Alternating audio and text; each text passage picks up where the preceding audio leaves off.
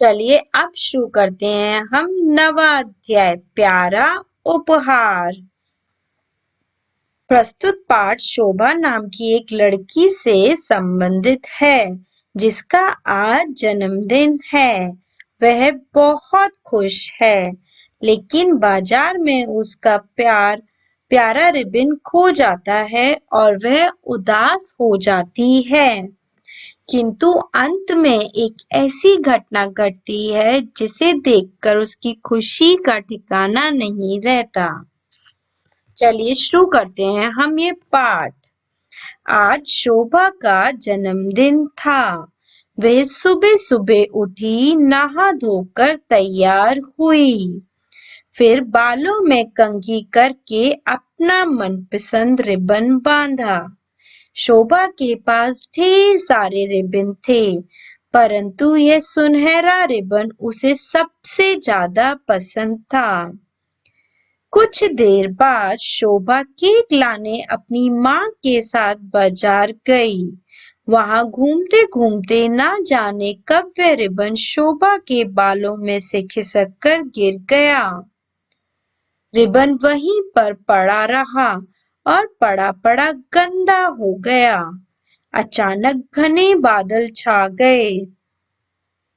तेज हवाएं चलने लगी। हवा के झोंके से शोभा का रिबन उड़ गया। ऊपर नीचे बल खाता हुआ रिबन एक बाढ़ में उलझ गया। मेला रिबन वहीं अटका हवा में लहराता रहा। बूंदाबांदी होने लगी। पानी ने शोभा के रिबन को धोकर साफ कर दिया। पानी रुकने पर धूप खिल उठी। बाढ़ से लटका रिबन धीरे धीरे सूखने लगा। शोभा बहुत दुखी थी। उसका रिबन जो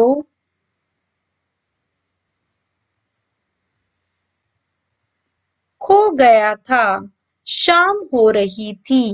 वह अपनी सखी आशा का इंतजार कर रही थी। आशा शोभा के घर जाने के लिए बिल्कुल तैयार थी। वह अपनी माँ की प्रतीक्षा कर रही थी। उसकी माँ किसी बीमार सहेली को देखने गई थी। शोभा को उपहार में देने के लिए उन्होंने एक अच्छी सी किताब लाने का वादा किया था। आशा की माँ जब लौटी तो लाल कागज में लिपटा एक पैकेट उनके पास था। आशा ने उत्सुकता से पैकेट खोलकर उपहार की किताब निकाली। किताब सुनहरी डोरी से बंधी थी। पैकेट खोलते समय डोरी टूट गई। आशा को बहुत दुख हुआ। माँ का हाथ थामे आशा शोभा के घर की ओर चली। आसपास ऐसी कोई दुकान नहीं थी जहां वैसी सुंदर डोरी मिल सके। चलते चलते एकाएक आशा को बाढ़ में लटका रिबन दिख गया। माँ माँ देखो! वह तुरंत बोल पड़ी। उस रिबन को देखो, बिल्कुल शोभा के सुंदर रिबन जैसा है ना? बाढ़ पर से रिबन उतारकर आशा की माँ ने उपहार उसमें बांध दिया। जब आशा ने शोभा को वह उपहार दिया तो उपहार पर अपना रिबन बंधा देखकर शोभा खुशी से उछल पड़ी और बोली, मेरे जन्मदिन का ये सबसे बढ़िया उपहार है। बालों में रिबन बांधकर शोभा ने केक काटा। दोनों सखियां खिलखिला रही थी और उनकी माँ मुस्कुरा रही थी। चलिए अब शुरू करते हैं हम शब्दार्थ। सुनहरा का अर्थ है सोने जैसे रंग वाला। उत्सुकता का अर्थ है जिज्ञासा। सखियां का अर्थ है दोस्त। उपहार का अर्थ है भेंट या तोहफा। बाढ़ का अर्थ है रखवाली के लिए लगाई गई कांटों की चारदीवारी। चलिए अब शुरू करते हैं हम अभ्यास कार्य। पहला, इसमें हमें शुद्ध उच्चारण करना है।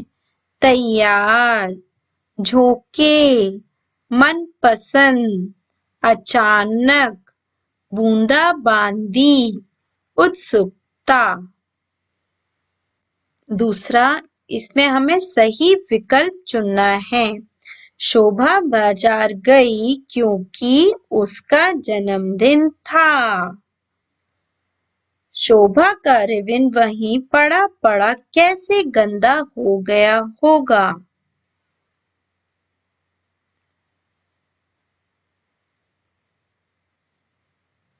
अपने आप मैला हो गया होगा। शोभा खुशी से उछल पड़ी क्योंकि उसे उसका रिबन मिल गया था। चलिए अब आते हैं हम तीसरे पर। बताइए, काश शोभा की सखी उसके लिए क्या उपहार लाई थी?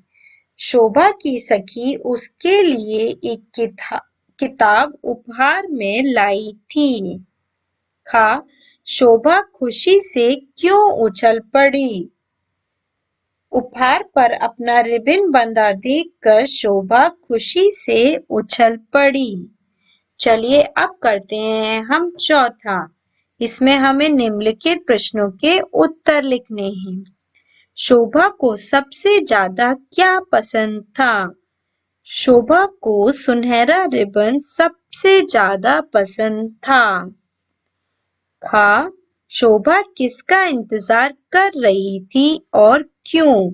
शोभा अपनी सखी आशा का इंतजार कर रही थी क्योंकि आशा की माँ ने उसे उपहार में देने के लिए एक अच्छी सी किताब लाने का वादा किया था। गा, आशा की माँ ने शोभा से क्या वादा किया था? आशा की माँ ने शोभा को उपहार में एक अच्छी सी किताब लाने का वादा किया था। आशा ने रास्ते में क्या देखा? आशा ने रास्ते में बाण पर लटका रिबन देखा। उपहार मिलने पर शोभा ने आशा से क्या कहा? उपहार मिलने पर उस पर बंधे रिबन को देखकर शोभा ने आशा से कहा कि यह रिबन मेरे जन्मदिन का सबसे बढ़िया उपहार है। चलिए अब आते हैं हम पांचवे पर। इसमें हमें क्या करना है? उचित शब्द को चुनकर खाली स्थान को भरना है। आज शोभा का जन्मदिन था। अचानक घने बादल छा गए। पानी रुकने पर धूप खिल उठी। किताब सुनहरी डोरी से बंधी थी। उनकी माँ मुस्कुरा रही थी। चलिए अब आते हैं हम छठे पर। इसमें हमें बताना है कि सही है या गलत है। आज शोभा का जन्मदिन था, ये सही है। हरा रिबन उसे बहुत पसंद था, ये गलत है। पानी रुकने पर धूप खिल उठी, ये सही है। चलिए अब शुरू करते हैं हम भाषा ज्ञान। पहले पे आते हैं। इसमें हमें विलोम शब्द लिखने हैं। विलोम का अर्थ होता है उल्टा। टूटना का क्या होगा? जुड़ना। गंदा का क्या होगा? साफ। सुबह का क्या होगा? शाम। पास का क्या होगा? दूर। कम का क्या होगा? ज्यादा। जाना का क्या होगा? आना। चलिए अब आते हैं हम दूसरे पर। इसमें हमें समान अर्थ वाले शब्द को छांटकर लिखना है। किताब का पुस्तक। शाम का संध्या। सुबह का प्रातः। सहेली का सखी। ज्यादा का अधिक। अचानक का एकाएक, घर का ग्रह, दिन का दिवस, हवा का वायु, माँ का माता। चलिए अब आते हैं हम तीसरे पर। इसमें आपको पढ़ना है और समझना है और इस तरीके से लिखना है। ये किस किस से मिलकर बना है। आपको एक उदाहरण दिया गया है, यह आपको स्वयं करना है। चलिए अब आते हैं हम चौथे पर। इसमें क्या करना है, कोष्टक में दिए गए क्रिया शब्दों के सही रूप को वाक्य में लिखना है। रमा ने गाय को जंजीर से बांधा है।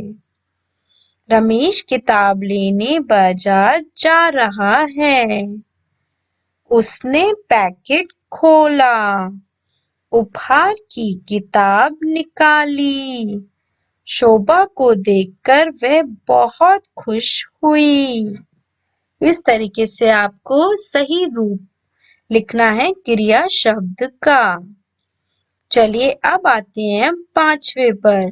इसमें क्या करना है, हमें निम्नलिखित वाक्यों को पढ़ना है और खिलना शब्द के अलग अलग प्रयोग समझने हैं।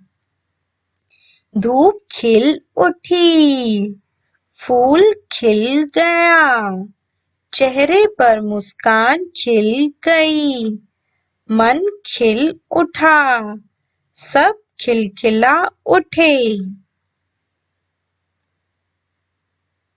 चलिए अब आते हैं हम छठे पर। इसमें हमें निम्नलिखित शब्दों के बहुवचन लिखने हैं। सुनहरा रिबन, सुनहरे रिबन, मैला मैली, बाजार बाजारों, अटका अटके, गंदा गंदे, पैकेट पैकेटों, किताब किताबें, उपहार उपहारों। इस तरीके से आपको इनके बहुवचन शब्द लिखने हैं। चलिए अब आते हैं हम सातवें पर। इसमें हमें जो निम्न शब्द दिए गए हैं इनके दो दो पर्यायवाची शब्द लिखने हैं। किताब का पुस्तक, ग्रंथ, माँ का माता जननी, हवा का वायु मारुत, बादल का मेघ घन। चलिए शुरू करते हैं हम क्रियात्मक कार्य। इसमें आपको लिखना है कि आप अपने मित्रों को उपहार में क्या क्या देना चाहते हैं।